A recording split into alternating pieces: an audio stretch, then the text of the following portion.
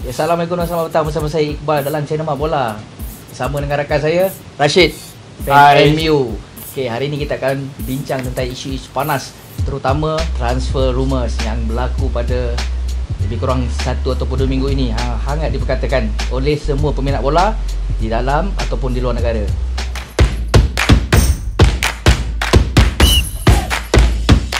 Okey, apa yang paling awak ingat yang meletup dekat Malaysia ni, transfer rumour yang sampai hari ni masih bermain dalam fikiran? Saya masih teringat pembinaan Syafiq Rahim daripada Selangor ke JDT. Pembinaan yang paling rare sekali lah. Semua orang macam terkejut lah dengan nilai amount yang dia pergi ke JDT, yang JDT bayar pada Selangor. Amount tu saya tidak pasti, tapi jumlah dia memang besar sampai semua orang pun terkejut. Tapi kita sebagai penyokong atau peminat, kita percaya amount yang dibayar tu berbaloi dengan prestasi dia. Penyokong yang Selangor? Yes, saya memang penyokong tetap Selangor. Sebagai peminat, kita tidak merelakan pemergian dia. Sebagai pemain juga, kita harus bagi peluang untuk dia pergi lebih jauh lah. Kita nak tim kita menang, bermain bagus, tapi bila salah seorang di antara pemain tu pergi berhijrah ke negeri lain, dan kita sepatutnya menyokong. Betul. Kecuali kalau ada apa-apa isu yang dia tak sepatutnya tinggal kelab yang sedia ada, dia kena stay lah. Contohnya negeri itu sendiri dan membina player tu daripada bawah, daripada umur 12 tahun, 14 tahun, 18 tahun, tiba-tiba masuk je umur ke 21 tahun dia pergi ke kelab lain. Jadi apa pandangan Rashid bila keadaan ni berlaku? Ia merugikan, tapi untuk pemain dia menguntungkan diri sendiri, player lah. Sebab dia akan pergi ke kelab yang lebih bagus, gaji tinggi, yang bagus, gaji tu semestinya. Lagi satu, dia akan pergi main ke peringkat yang lebih tinggi. Kena dengan cara yang betul. Player sepatutnya kena ada inisiatif untuk pergi memajukan diri dan tidak hanya dapat duduk di bangku simpanan saja dan terima gaji. Bila pergi bertukar ke kelab, kita akan jadi down, akan disimpan, diperam, bak kata orang duduk dalam dekat akuarium saja, just terima gaji. Katakan Rashid sendiri berada di kelab Selangor. Bila penghijrahan ni berlaku, ada tak keuntungan yang dapat? Patutnya ada keuntungan daripada penjualan pemain tu. Setiap kelab ni kena ada satu kontrak yang firm untuk pemain-pemain ni. Dia tak kisah pun kalau pemain ni berhijrah bagus ke tidak kan. Tapi benda ni boleh jadi satu bisnes. Betul. Dan kelab sepatutnya ada satu mentaliti yang mana kena produce more talent. Yang mana bila dia banyak talent, dia akan lebih banyak dapat membuat urusan jual beli pemain. Itu yang berlaku pada masa sekarang di negara-negara Eropah. Contoh yang paling dekat, kalau kita tengok Neymar daripada Santos tak salah saya, bila dia dijual ke Eropah untuk kelab yang pertama, dia dah dapat keuntungan, kelab Santos. Kelab yang pertama tadi menjual dia ke satu kelab yang lain, kelab Santos masih mendapat keuntungan daripada kelab yang baru, kelab yang kedua. Bila kelab yang ketiga, Santos masih lagi mendapat keuntungan. Dari situlah kelab Santos ini membina keuntungan dia. Tapi tidak berlaku di Malaysia. Bila di Malaysia cuma satu kontrak dijual pada kelab, habis. Jadi ada tak lagi cara-cara bagaimana kelab untuk dapatkan keuntungan? Pada saya, sepatutnya setiap kelab kena buat urusan jual beli ataupun kelab ni kita buat sebagai perniagaan. Apa saja mesti kena ada untung. Tiada untung, kita tak boleh teruskan untuk yang ke depan ataupun yang akan datang. Bila kita buat satu bola ni sebagai perniagaan, rasanya tak ada masalah untuk kita pergi ke depan. Sekarang ni FAM pun telah menekankan ataupun memberi syarat yang cukup ketat. Setiap negeri FA mesti ditukarkan kepada FC. Itu bagi saya satu perkara yang sangat bagus. Kenapa? Modul ataupun structure FC ni lebih menyerupai daripada kelab-kelab di Eropah. Okey. Dan yang terbaru kalau kita dengar, Syed, apa dia mengenai kelab di Malaysia ni? Tak tahu. Pembelian Kelantan FC, seorang ahli perniagaan yang membeli dengan harga 3 juta saham dan juga menyelesaikan RM3.8 juta hutang gaji untuk pemain-pemain sebelum ini. Apa yang saya dapat lihat, yang mana ini adalah salah satu permulaan untuk sesuatu kelab itu untuk bergerak lebih jauh.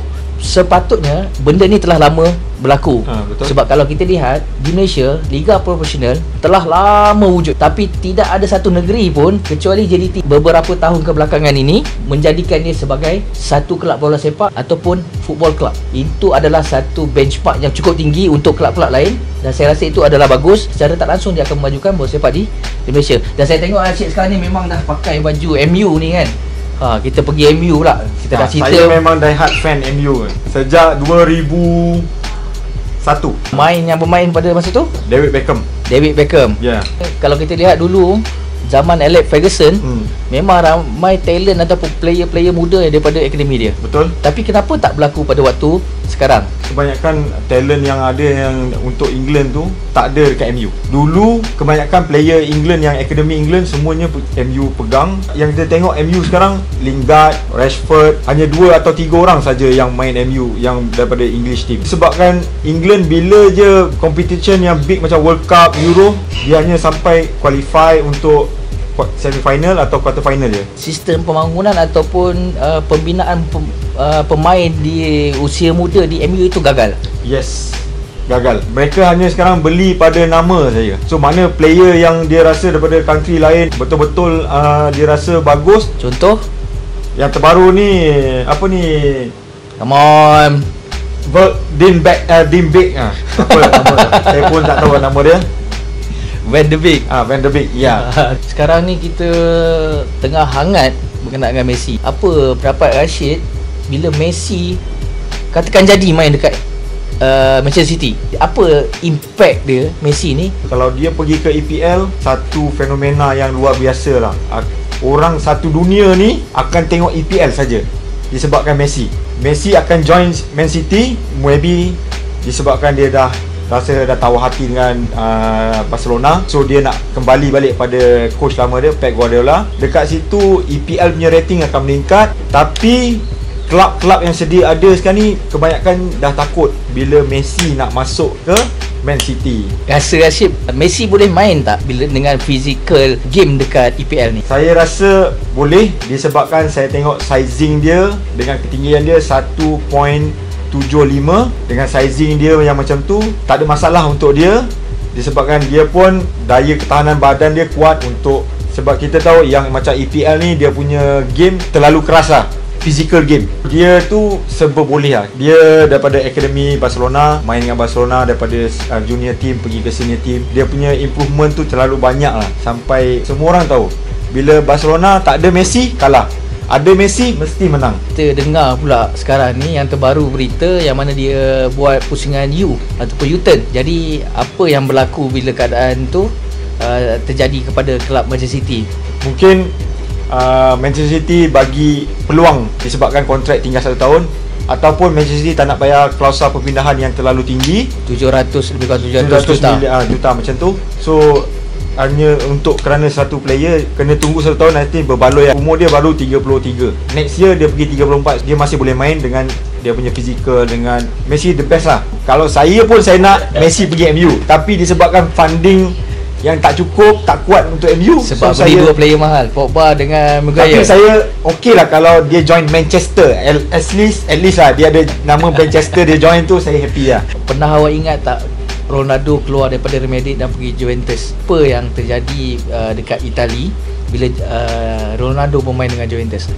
Jualan jersey Juventus naik mendadak, mengalahkan top player yang sebelum ni. Untuk bisnes memang bagus bila Ronaldo pergi ke Juventus. Untuk permainan pula, kebanyakan player untuk Italia ni dia more tu pada individual skill. Siapa yang bagus, dia main, dia create chances, dia score. Jadi bila kita tengok daripada transfer ni, pengejaraan pemain ni, sama ada di luar negara ataupun di dalam negara, sebenarnya ini adalah satu bisnes. Betul kan? Kelab-kelab di Malaysia ni perlu ikut contohi kelab-kelab di luar negara, jadikan role model yang mana itu akan menjadikan satu income secara tak langsung kepada kelab tu sendiri. Walau macam mana pun tak tolak dulu gaji ke apa, kita pentingkan nak dapatkan ni main bola untuk kelab. Itu saja daripada kami. Kita dah panjang lebar berbincang mengenai pemain-pemain di dalam dan juga di luar negara.